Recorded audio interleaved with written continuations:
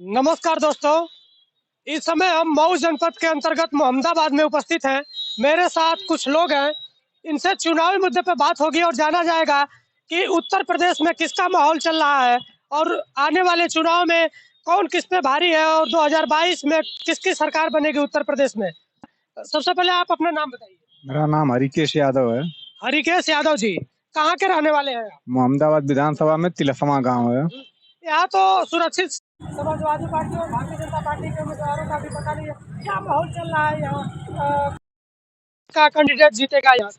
Samajwadi party का ही जीतने की उम्मीद है। हम्म, भाजपा की नीतियों से और भाजपा के विधायक के कार्य से लोग असंतुष्ट हैं। जी।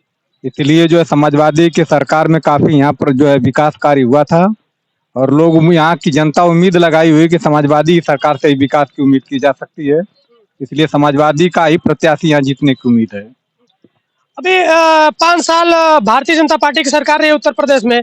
इतना अच्छा उन्होंने वादा किया था कि राम मंदिर बनवाएंगे, उन्होंने बनवा दिया। तो आप भारतीय जनता पार्टी से खुश नहीं है क्या?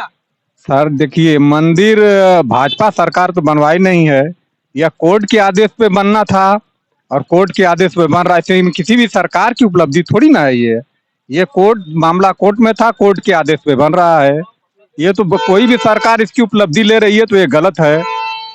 कोई सरकार न मंदिर बनवा सकती है न बिगाड़ सकती है, क्योंकि हमारा संविधान धर्मनिरपेक्ष संविधान है।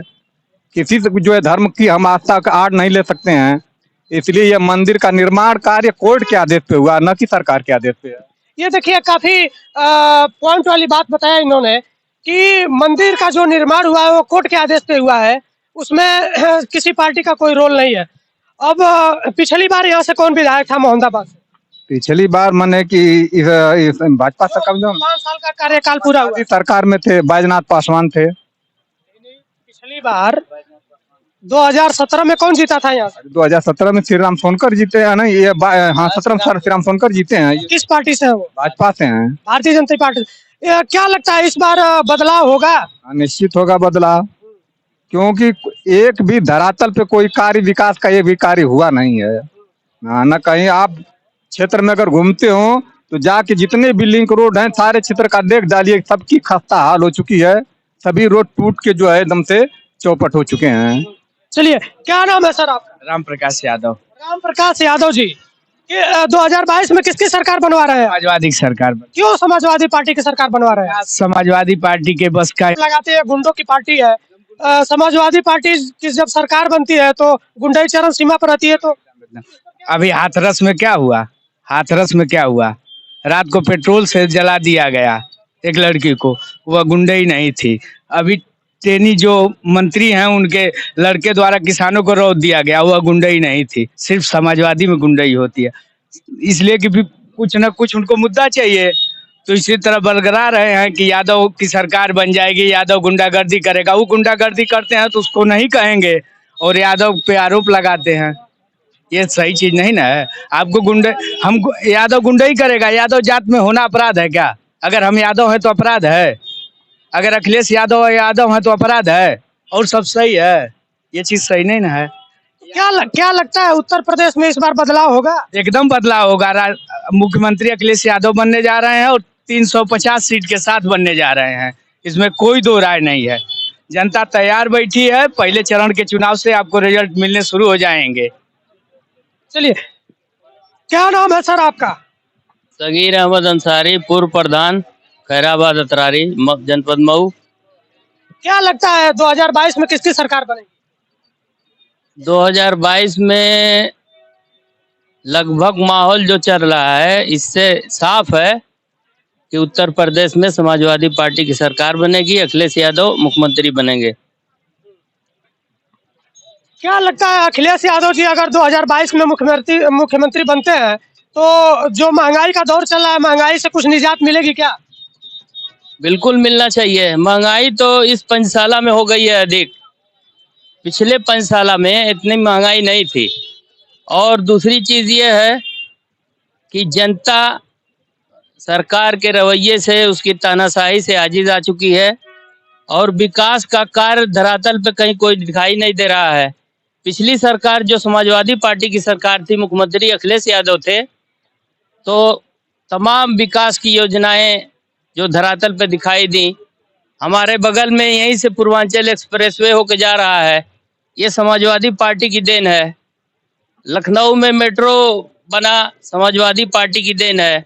वहीं के जहाँ ये 6 लेन जहाँ जाके खत्म होता है लखनऊ में, वहाँ पे एकाना स्टेडियम बना, समाजवादी पार्टी की देन है। चलिए, मैं अभी ये जानना चाहूंगा कि उत्तर प्रदेश में जो चुनावी सरगर्मी चल रही है, इसमें अभी एक तीसरा मोर्चा बना है, पता है आपको? ये तो अभी 2-4 दिन, 1 हफ्ते का बना हुआ है। तीसरे मोर्चे की कोई हकीकत नहीं है। तो पीछे अब से पहले के जो भी चुनाव होते थे, मुसलमान समाजवादी पार्टी को वोट करते थे। इस बार मुसलमान समाजवादी पार्टी के साथ है कि नहीं है? बिल्कुल है, 100% मुसलमान समाजवादी पार्टी के साथ हैं। ओवैसी के आने से सभा कमजोर हुई है कि नहीं हुई? ओवैसी के आने से यहाँ कोई कुछ भी फर्क पड़ने वाला नहीं है। कोई भी मुसलमान कहीं भागने वाला नहीं है। और अब की बार 100% समाजवादी पार्टी के हक में वोट होगा और निश्चित तौर पर समाजवादी पार्टी के राष्ट्रीय अध्यक्ष अखिलेश यादव मुख्यमंत्री बनेंगे और समाजवादी पार्टी की उत्तर प्रदेश में सरकार बनना लगभग तय है। ये 100% मान के चलिए। चलिए, ये सभी लोग श्री अखिलेश यादव जी के चाहने वाले हैं। ये लोग चाहते हैं कि उत्तर प्रदेश में 2022 में अखिलेश यादव की सरकार बने। क्या नाम है सर आपका? प्रेमचंद यादव। 2022 में आप किसकी सरकार बनवा रहे हैं? अखिलेश यादव, समाजवादी पार्टी। क्यों आप लोग अखिलेश को पसंद कर रहे हैं? क्या अखिलेश में क्या है? अखिलेश यादव ने विकास की गंगा बहा दिया है। जो भी काम किया सिर्फ अखिलेश ने किया है। भाजपा तो खाली झूठ झूठ फरेब वाली पार्टी है। इस सरकार कुछ नहीं हुआ, खाली नाम बदले हैं लोग। जो काम अखिलेश ने किया है, ये खाली नाम बदल के बाबाई लूट रहे हैं। ये भारतीय जनता पार्टी कहती है कि हमारे राज्य में बहन बेटियां सुरक्षित हैं, समाजवादियों की सरकार रहती है तो काफी गुंडाई होती है। तो इस पर क्या बोलेंगे आप? झूठ बोलते हैं खाली झूठ बोलते हैं। जितनी सुकून शांति सभा में थी, उतनी शांति भाजपा में नहीं है। ये लोग खाली झूठ का पिटोरा है, खाली झूठ का डंगा पीटते रहते हैं लोग। किसानों की आय दोगुनी हो गई, तो ये तो काफी राहत वाली बात है जो भारतीय जनता पार्टी के सरकार में हुआ है। किसान भूखों मर रहा। कौन कहता है कि उनकी आय दुगनी हो गई है? किसान बेचारे तबाह इस सरकार में, तबाह है, बर्बाद। हम भी किसान, हम भी खेती करते हैं, कहीं कोई दुगना इनकम नहीं हुई है। जो कुछ फायदा था खाली सपा सरकार में, अखिलेश सरकार में। जो भी देखी, जो कुछ भी काम किया, 100 नंबर, 102 नंबर, मेट्रो, चाहे जो भी काम हो, हर काम अखिलेश ने किया। चलिए, क्या नाम है सर आपका? सुगन मास्टर। जी, 2022 में आप किसकी सरकार बनवा रहे हैं? साइकिल। क्यों आप लोग साइकिल की सरकार बनवा रहे हैं? कुछ तो खासियत होगी, कुछ खासियत ही बता दीजिए कि आप जिससे साइकिल की सरकार बनवा रहे हैं, अखिलेश जी को पसंद कर रहे हैं। हर तरह का विकास उन्हीं का हम लोग देख रहे हैं, बाकी किसी का देख नहीं रहे हैं। अखिलेश यादव युवा हैं और काफी काम करते हैं। नफरत की राजनीति वो नहीं करते, इसलिए हम लोग उनको लाइक करते हैं। चलिए, मेरे साथ कुछ आम लोग हैं जो किसी पार्टी से नहीं है, इनसे बात कर लेते हैं। क्या नाम है आपका? मेरा नाम राम शब्द यादव है। राम शब्द यादव जी, 2022 में किसकी सरकार? साइकिल की। साइकिल की वोट बिल्कुल साइकिल पे पड़ेगा? पक्का पड़ेगा। हाँ। भारतीय जनता पार्टी से खुश नहीं है क्या आप? नहीं खुश हैं, अगली बार दे करके भोग रहे हैं। साइकिल से चलना पड़ रहा है, बाइक से आ रहे थे, अब साइकिल से आते हैं। डीजल पेट्रोल महंगा है। पहली बार इस देश के इतिहास में शिक्षा पर वार है। जब परीक्षाएं आती है, स्कूल बंद कर दो। गरीब मजलूम और पिछड़ों के लड़के नहीं किताब देखेंगे, स्कूल में नहीं पढ़ेंगे, प्रमोट करके पास कर दो। बाकी जो पढ़े लिखे हैं वो तब तक ओवरेज हो जाएंगे। पीछे वाले जाएंगे, न पढ़े लिखे हैं रहेंगे, न परीक्षा देंगे, न नौकरी पाएंगे। पेंशन खत्म है। देखिए भाई खड़े हैं, कमर टूट जाएगी जब 60 साल में जब रिटायर होंगे तो। घर वाले लड़के भी नहीं पूछेंगे, बीबी नहीं पूछेगी, पतो भी के 4 गाली देगी, कमा के का कही लेवा, 100 रुपया रख लेवा। ये तो स्थिति है इस देश में, योगी और मोदी ने बना दिया है। ये पिछड़ों के वोट से ही सरकार बनाए थे या पिछड़ों के वोट से ही जा रहे हैं?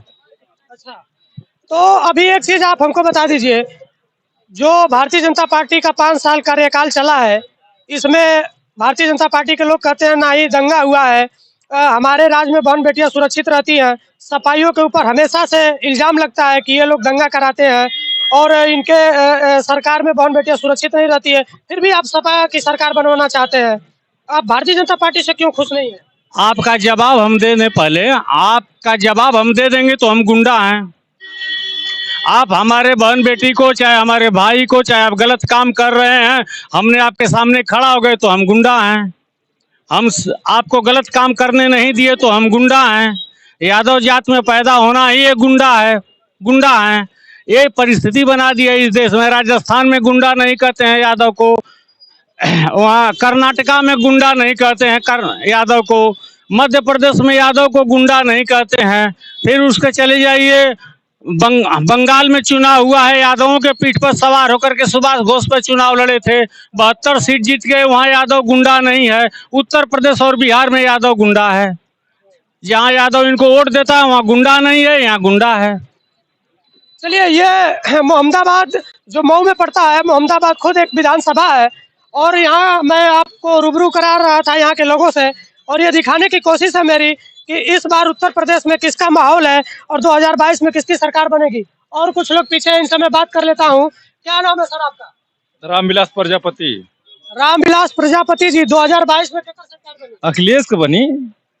आप तो क्यों आप योगी जी की सरकार नहीं बनवाना चाहते? अरे कुछ बाकियों रह गया लौका। हम तो भाई लड़के नहीं है, गाड़ी हमारे बन बिगड़ गई, ले बनवा क्या होते भाई ना लगल है 5,000 हो में का सुनल जाए। बहुत पतवा है हमने इस सड़वा को मुआ दे था मैंने रास्ता चलत का करके फुट गया दे पूरा दवाई करा के नहीं है। अब क्या बताएं, ये सांड से जो रोड पे घूम रहे हैं उससे परेशान है आप? दोनों गाड़ी थे, बोलेरो वो लड़के ले बनवा के लिए नहीं है, मोटरसाइकिल भी लड़के निकली है, वो परेशान है। तो ये 2022 में सपा की सरकार आएगी तो सांड भैंसा नहीं दिखेंगे क्या रोड? अरे कम हो जाइए ना धीरे धीरे, अपन चल जाए जगह पर जहाँ जाए रही। हाँ।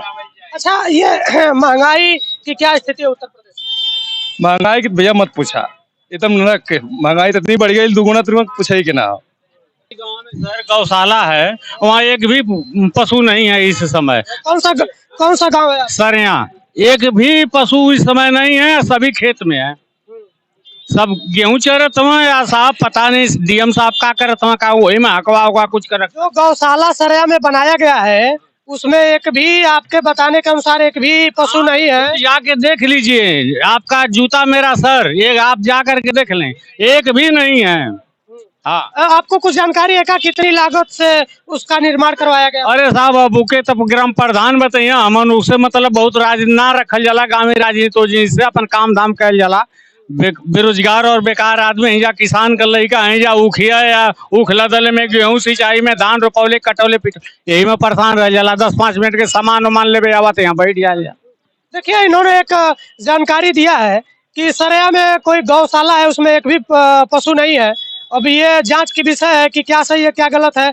अगर नहीं है तो ये काफी शर्मिंदा करने वाली बात है, क्योंकि जो पशु रोड पे घूमते हैं उनके वजह से कितने लोगों की जानें चली जाती हैं, कई गाड़ियों का एक्सीडेंट हो जाता है, लोगों की जान जाती है। ये काफी बड़ी बातें हैं। फिलहाल जो गौशाला सरकार के द्वारा बनवाया गया है उनमें उन पशुओं को रखना चाहिए ताकि रोड पे वो न घूमे और किसी की जान जाने से बचा जा सके। तो ये कब से इस तरह का है कि उसमें पशु नहीं है? वहाँ कोई ड्यूटी करता है कि नहीं करता? बरसात में जब बाढ़ आई तो पानी हो गया था, पानी हो गया तो पशुओं को हटा दिया गया, ब्लॉक में चले आए। फिर ब्लॉक में से कहाँ गायब हो गई ना कुल पता ना उन्हन के चलल। वो करे बाद जब बाढ़ खत्म हो गई तब से आज तक एक भी पशु उसमें नहीं गए, एकदम सूखा पड़ा हुआ है, कोई इसमें कोई दिक्कत नहीं है।